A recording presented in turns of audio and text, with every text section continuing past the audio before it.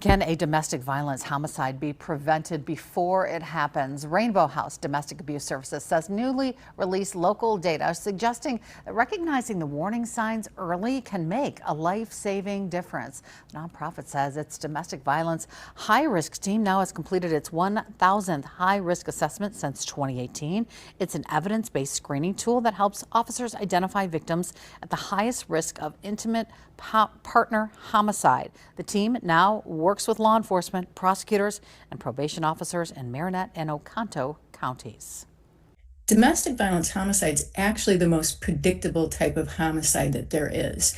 And what we can predict, we can work to prevent. The warning signs are all very clear and easily discernible if somebody knows what to be looking for.